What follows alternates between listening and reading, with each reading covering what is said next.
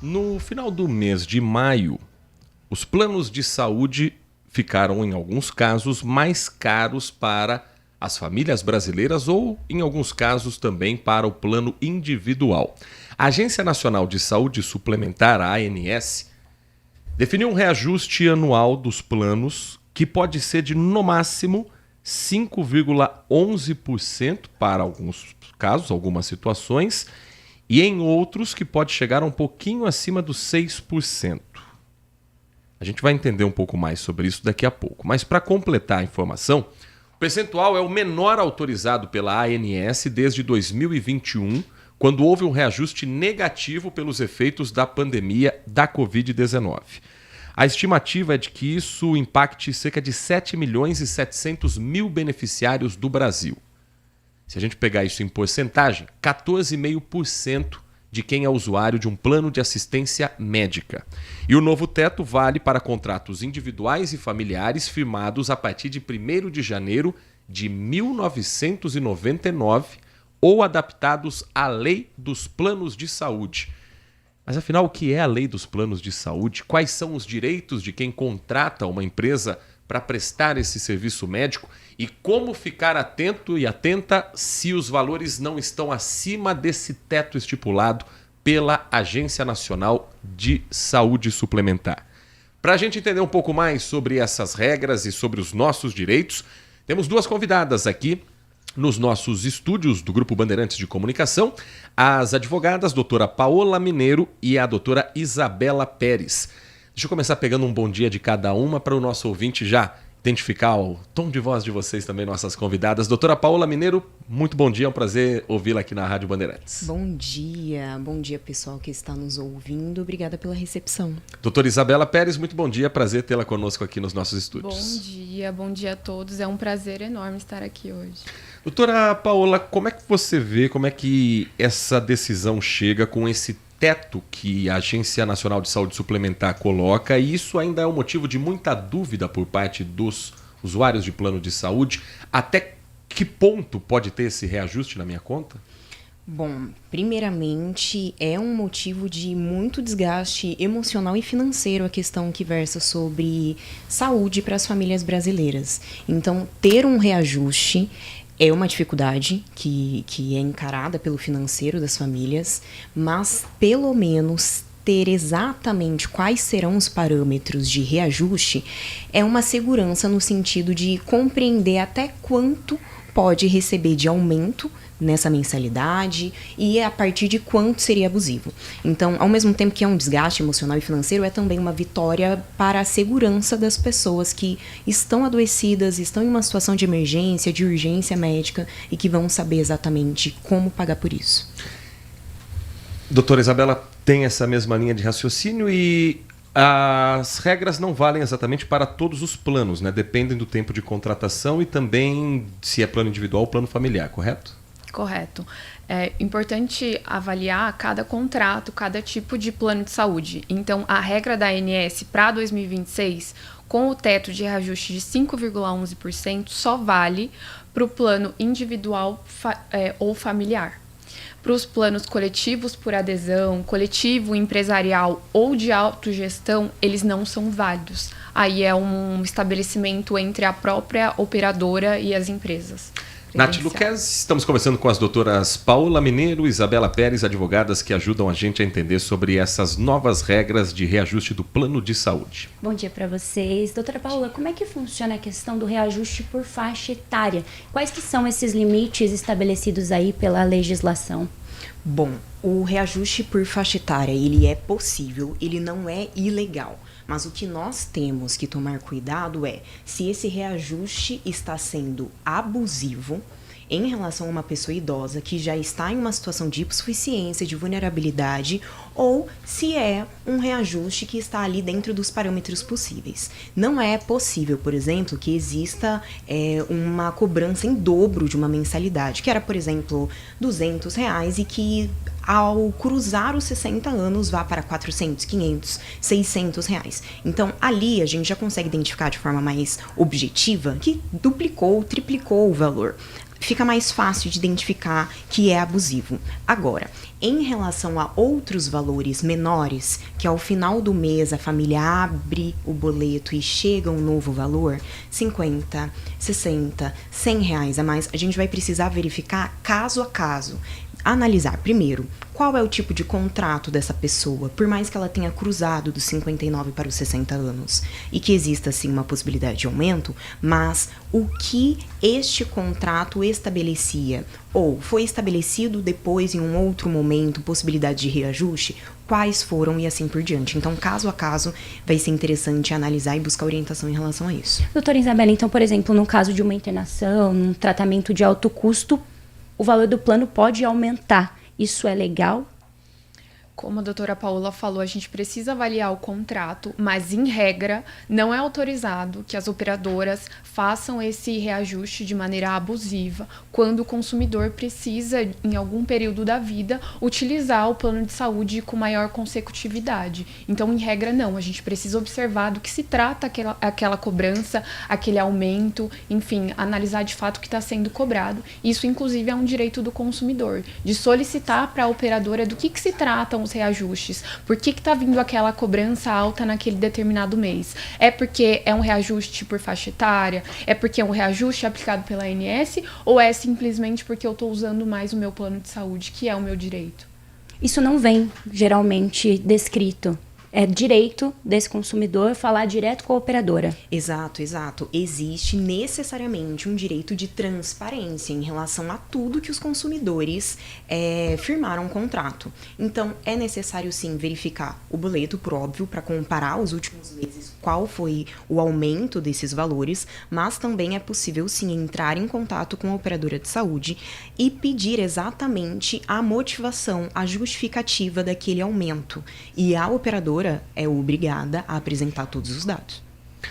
Agora, nem sempre a decisão final fica nesse acordo. Muitas histórias chegam aos tribunais. Quase 60 mil novos casos questionaram reajustes no valor das mensalidades de planos de saúde só no ano passado. Tema que ficou no segundo lugar do ranking das principais reclamações contra empresas de saúde suplementar e representou 17% das demandas na justiça aqui no estado de São Paulo. Dados que são do painel de estatísticas do Conselho Nacional de Justiça. Pedidos de tratamento médico hospitalar encabeçaram a lista de temas com 165 mil novos casos. É um número muito alto de pedidos e a própria justiça parece ficar sobrecarregada com tamanha demanda, né? Com certeza, com certeza.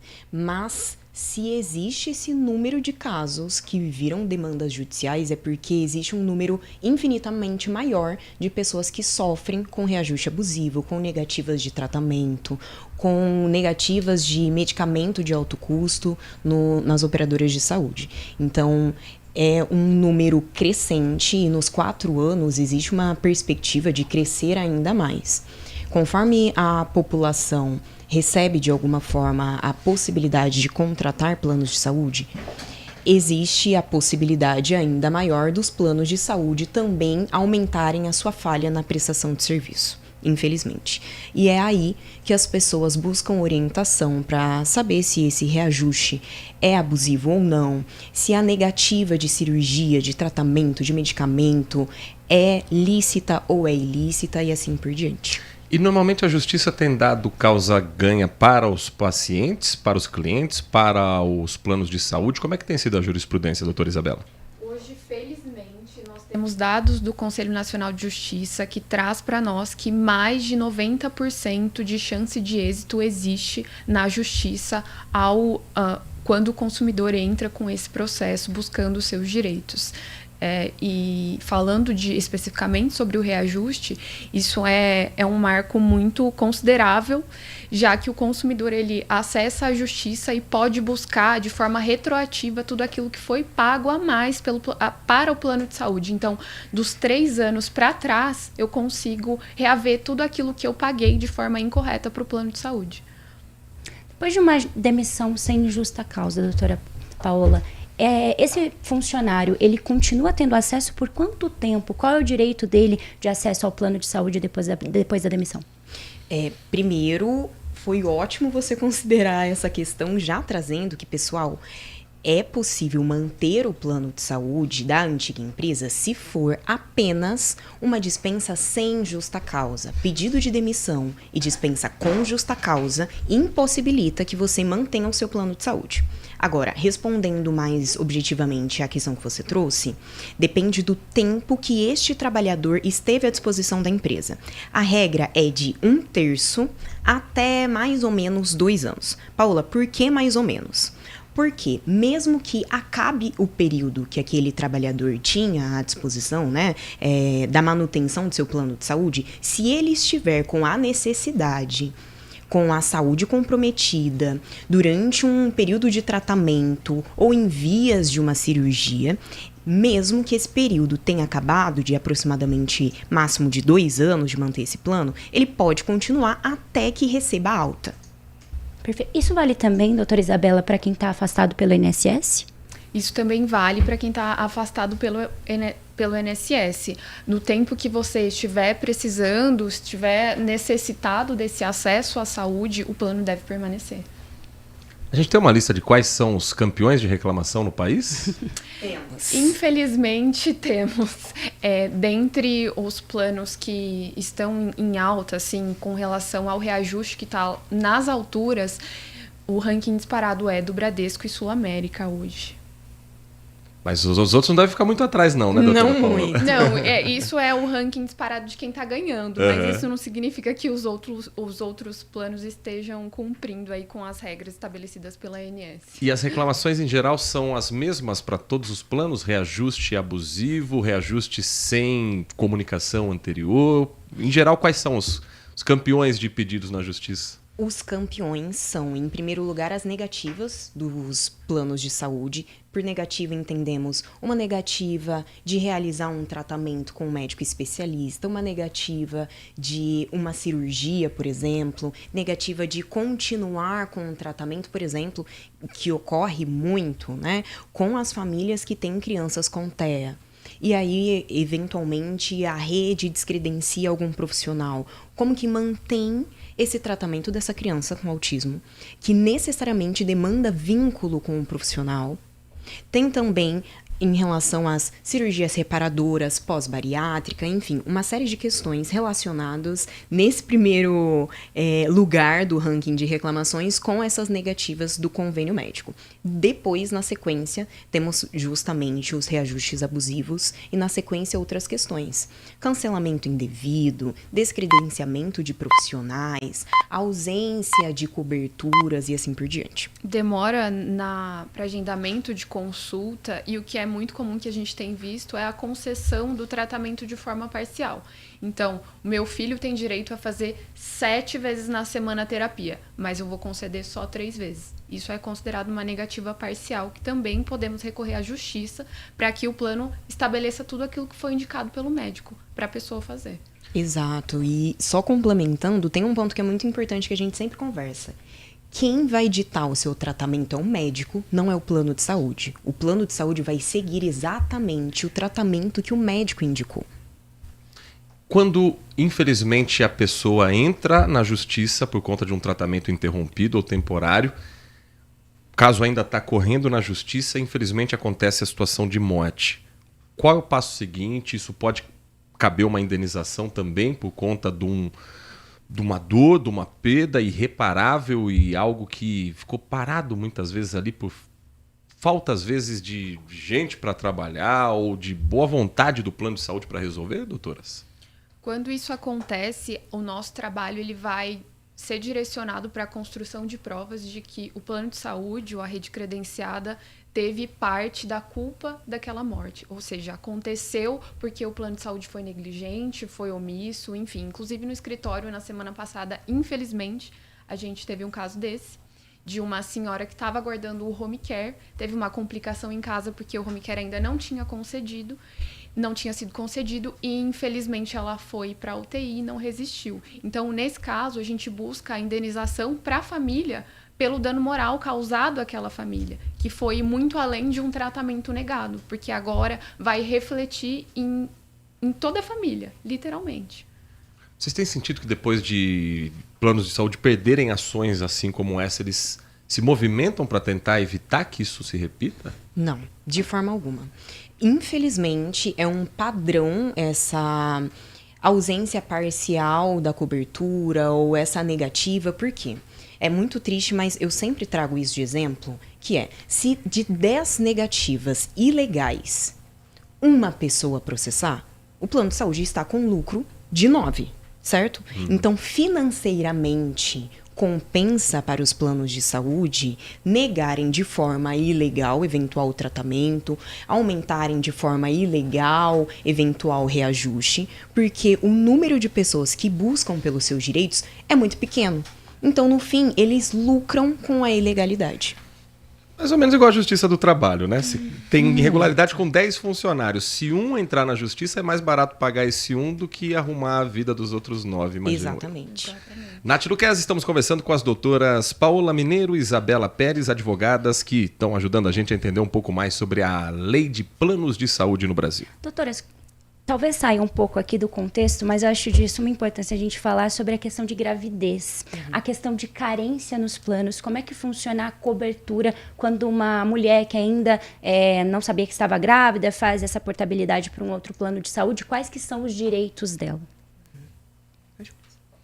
A gente vai sempre, de novo, analisar o contrato, entender o período de carência, de portabilidade. É uma questão mais complexa. Analisar se de fato houve o cumprimento da carência no plano anterior, se ela foi migrado para um outro plano, para juntamente aí com a cliente, avaliando os documentos, entender se de fato ela tem direito, se o plano deve cobrir ou não. Mas isso de fato é uma questão que tem sido muito recorrente mesmo. Porque a preocupação muitas das vezes não é só o período do pré-natal e o parto, mas também ali o pós e aquele suporte para essa mamãe que vai passar por um puerpério. Com certeza, com certeza. Tem um ponto que nós sempre identificamos que por mais que existam diversas regras para diversos tipos de contrato com o plano de saúde, que são contratos distintos, tem uma que vai ser praticamente universal. É a da urgência. Essa pessoa está com risco iminente de falecimento? Ou o seu filho está com risco iminente de falecimento? Ela precisa de um atendimento agora?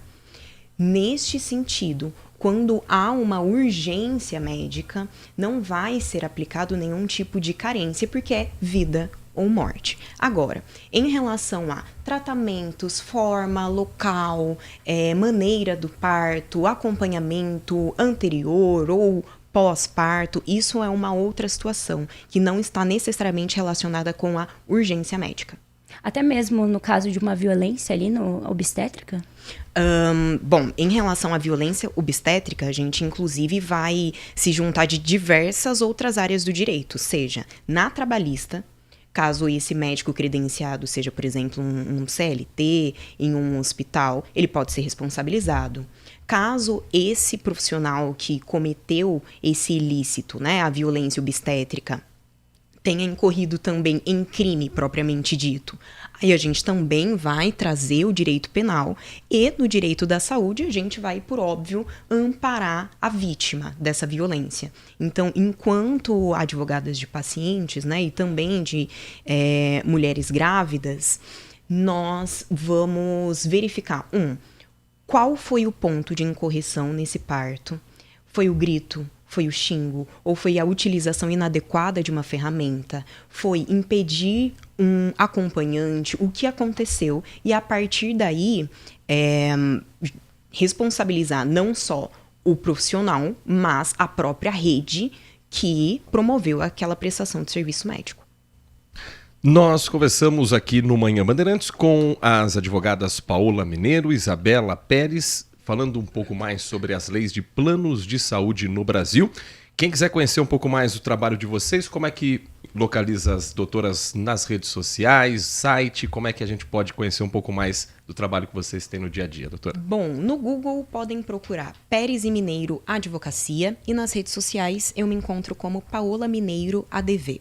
E o meu, Isabela Pérez ADV.